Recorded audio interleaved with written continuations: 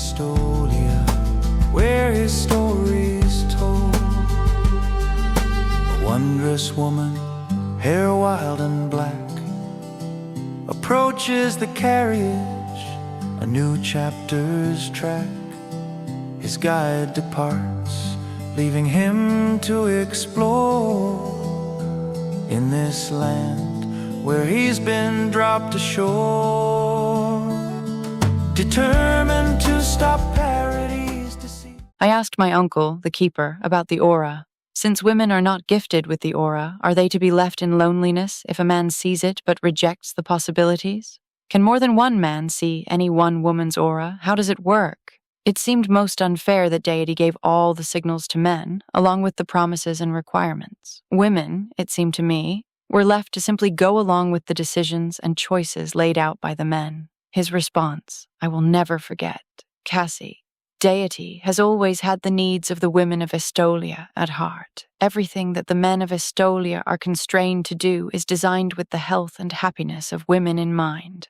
It might seem as if deity thinks only of the men and cares nothing for the women, but it is almost the opposite. Deity cares equally for the sons and daughters of Estolia, but everything within our faith is designed to bring the greatest happiness to the couple, through bringing stability and commitment to the men. Ensayo of Cassiopeia Luc Dumaine. They flew out to Estolia the next day. During the flight, Melody explained, My brother turns 30 around the same time you do. She grinned. He is returning to Estolia to spend a couple of weeks there. He is quite pleased that he was able to help you to overcome the obstacles in your life. Keen told me he was not going to date any woman until he found the woman to marry. The woman to, as he liked to put it, keep his soul safe. She smiled at that. My father felt as if it was a double standard for Estolian men to expect their wives to be virgin, but to not themselves be virginal. He and my uncle opted to forsake meaningless physical relationships and focus only on experiencing intimacy with the one woman who would keep their soul. My brother Keen decided at a young age that he would follow their example. Bo found it strange to hear a woman, even in the 21st century, talk so openly about her brother's, uncle's and father's virginity. Perhaps sensing his curiosity, she added, In Estolia, virginity is not a taboo subject. People often discuss purity of body and of soul. Keeping a body pure, unsullied by momentary lust, is a primary tenet of our faith for young women. I was raised believing it was important that only the most profound link should spur the intention to give of one's body. I'm very grateful for my upbringing. It brought me to Reardon at the right time in my life. She smiled at her husband.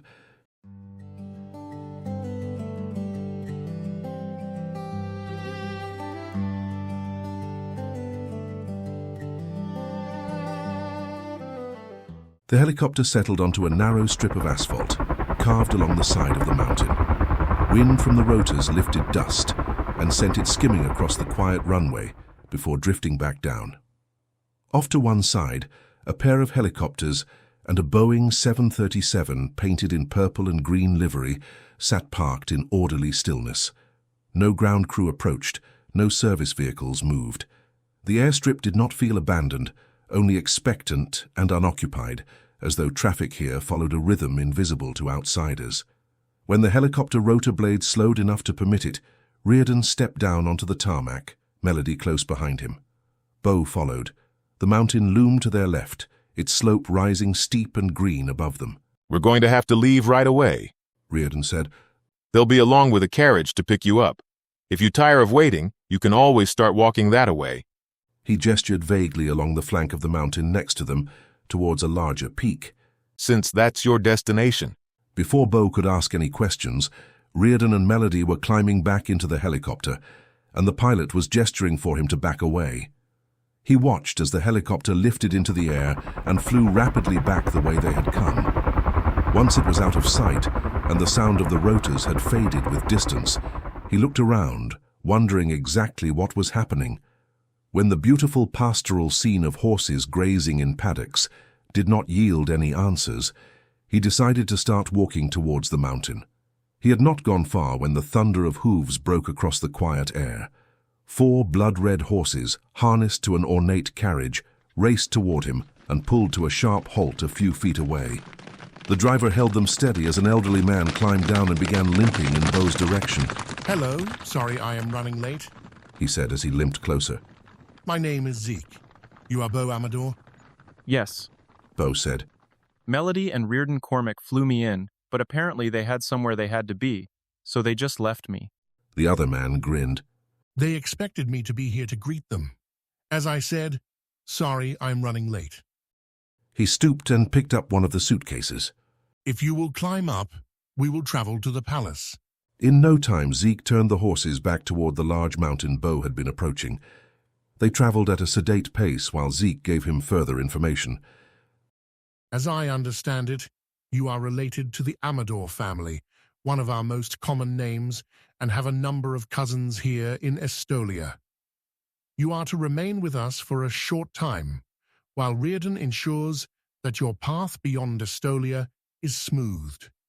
We will be quite pleased to share your heritage with you." I've never really heard of Estolia. Beau admitted. "Very few people have. The Google entry is minimal, and Google Earth offers only distant satellite images, where the island appears small and is labeled pequeño. We prefer it that way. Though the name suggests something insignificant, the island is nearly the size of Mallorca." What exactly will happen while I am here? He asked. Zeke studied him, the look sharp enough to still the air between them. His eyes narrowed slightly. "I doubt you would believe me if I told you everything that will take place while you are here. Suffice it to say that we will spend the next several weeks helping you to find yourself amidst all of the noise that our world generates." Beau relaxed. His people sensed the instinct Reardon had praised, told him this man meant him no harm. "My young cousin tells me that you are one of the best men he knows. He was not at all surprised to discover that you were an Amador." Your cousin? "Keen," the older man said. "Melody's youngest brother." Before he could respond, the cadence of hooves echoed off the mountainside beside them and the higher peak ahead. A night-dark horse raced toward them, a woman with matching hair bent low over its neck. She did not rein in until the last possible moment. Zeke drew the blood-red team to a halt. Beau watched her, arrested by the way she and the horse seemed to be at one with each other. He sensed that she had as much energy and spirit as the animal. "Father." Her voice cut clean through the mountain air. "What is it, Emerald?" he asked. "Rhea is in labor." She rode straight to the lead carriage horse, closed her hand firmly around the head collar, and tossed her disheveled hair back over her shoulder. "She and Zara would like you to be there." An unexpected journey fates decree.